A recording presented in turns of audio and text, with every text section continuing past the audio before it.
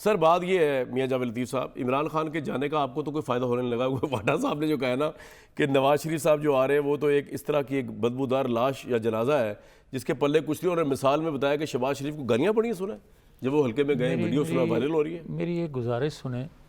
एक तो अहमद अवैस साहब सीनियर आदमी हैं सर, मुझे इनसे तवक्को नहीं थी जो इन्होंने गुफ्तगू फरमाई कि अहमद अवैस साहब की, अहमद अवैस साहब ने यही बात इमरान खान ने कही थी कि जो मुझे गिरफ़्तार करेगा ज़ाहिर है उसी के ख़िलाफ़ एहतजाज होगा। ठीक है, मुझे आप ये बताएं कि क्या फ़ौज कितनी दफ़ा नवाज़ शरीफ का तख्ता उलट चुकी है? क्या नवाज़ शरीफ 2018 में एयरपोर्ट पर जब आए किसने गिरफ़्तार किया था उसकी बेटी को और उसको? फिर आप ये बताएं कि जुल्फ़िकार अली भुट्टो को किसने किस दौर में फांसी और कैसे लगे थे? सबके इल्म में नहीं है।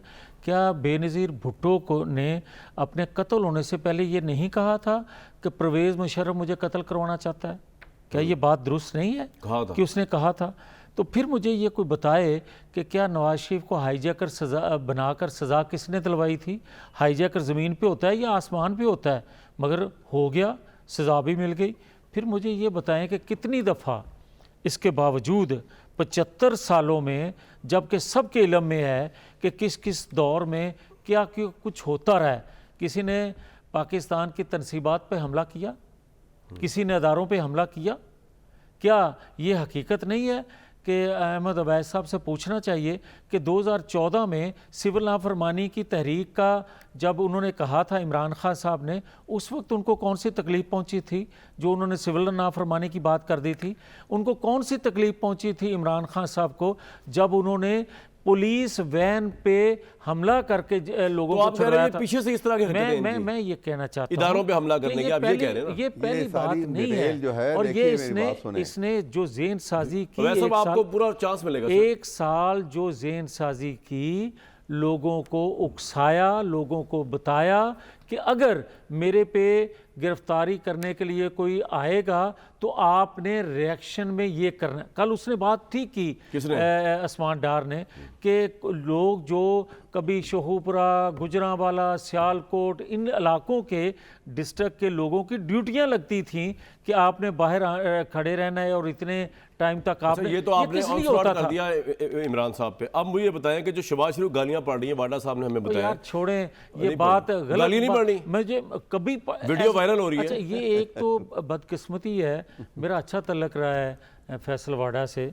मगर आज का शेख रशीद बनने की ये जो कोशिश कर रहे हैं, अच्छा, क्या ये मुनासिब है कि आप नवाज शरीफ का नाम बार बार लें और किस तरह नाम लें? आपको जेब देता है? और किस तरह फिर आप ये बात करते हैं कि ये बदबूदार निज़ाम, ये बदबूदार, ये सारी चीज़ें, इस बदबूदार निज़ाम में आप इंट्रोड्यूस हुए, इस बदबूदार निज़ाम में का आप हिस्सा रहे, इस बदबूदार निज़ाम में आप उस वक्त तक खड़े रहे जब तक आपको डी नोटिफाई करने का फैसला नहीं आया तो आप सेनेट के मेंबर बन गए। आप उस वक्त ये बातें करते कि इस बदबूदार निज़ाम में इमरान खान क्या कर रहा है, इस बदबूदार निज़ाम में जो आज आप बात कर रहे हैं करप्शन कौन कर रहा था, इस बदबूदार निज़ाम में आप उस वक्त बोलते जब आपके साथ खड़े असद उमर, आपके साथ खड़े शेख रशीद, आपके साथ खड़े मुराद सईद, आपके साथ खड़े बाकी लोग जो बातें कर रहे थे, जो करप्शन में हाथ रंग रहे थे, अल कादर ट्रस्ट में जो कुछ हाथ रंगे गए थे, ये उस वक्त बातें करनी चाहिए थी भाई। अगर उस वक्त मेरी अर्ज सुने ना, लेकिन हल्की आंच पे की थी, जिस तरह आज बात करते हैं ये उस वक्त बात करनी चाहिए थी। मगर इसके बावजूद मैं उनसे कहूंगा आप जिस चाहे जमात में जाएं, जिस वो सियासत में बिलीव ही नहीं कर रहे इस वक्त मौजूदा, अगर आप बिलीव नहीं करते तो फिर भी मैं और सख्ती से ये बात कहना चाहता हूं कि इस निज़ाम के तहत ही पाकिस्तान की चारों इकाइयां इकट्ठी रखी जा सकती हैं। ये आपका पॉइंट पाकिस्तान को निकाला जा सकता है इस गर्दाब से। खुदा के लिए आपके पास का एजेंडा और खुद साख्ता जो तर्जमान वाडा साहब, एक सेकंड जी बोले, ये जो है ना तरीकाकार जो शेख रशीद का था कि खुद साख्ता तर्जमान बन जाना, ये बदनाम करती हैं चीजें उन अदारों को। जी वाडा साहब मैं क्या कहूँ, आपने सुनी लिया, you have a right to respond. अच्छा देखिए मियां जावेद लतीफ़ साहब से मेरा भी बड़ा अच्छा ताल्लुक है। मैं मुझे 2 मिनट दे दीजिएगा कामरान शाहिद साहब। जी बोले। आपने 16 महीने कामरान शाहिद साहब मेरे बाप की हुकूमत नहीं थी, पीडीएम की हुकूमत थी, शहबाज शरीफ साहब उसके प्राइम मिनिस्टर थे, तो अकाउंटेबिलिटी कर लेते। इतने असूली थे तो एक्सटेंशन पे साइन ना करते। इतने असूली थे जो परसों तरसों बयान दिया और सॉफ्टवेयर अपग्रेड हो गया और उस बयान से पीछे नहीं पलटते। और इतने ही बड़े सॉलिड जमहूरी लोग आप लोग हैं। और मैं शेख रशीद ना बनना चाहता हूं, ना मैं मियां नवाज शरीफ बनना चाहता हूं। मैं अल्लाह से पनाह मांगता हूं। तीसरी और आखिरी इंपॉर्टेंट चीज ये कि आपने जिस बाजवा साहब को एक्सटेंशन दी, उस बाजवा साहब की अकाउंटेबिलिटी 16 महीने में क्यों नहीं की? और 16 महीने का जब बयानिया बदला और बनाने की कोशिश की तो फिर उससे पीछे क्यों हट गए? और आपने मुशर्रफ को अपने दौर में अस्पताल प्रोटोकॉल के साथ भेजा, उससे उधर से एयरपोर्ट भेजा और एयरपोर्ट से आगे बैरून मुल्क भेजा। आप मुझे बताएंगे कि जमहूरियत क्या है? आपकी बात रिस्पॉन्ड करें, आप ही जवाब देंगे कि सियासत क्या है?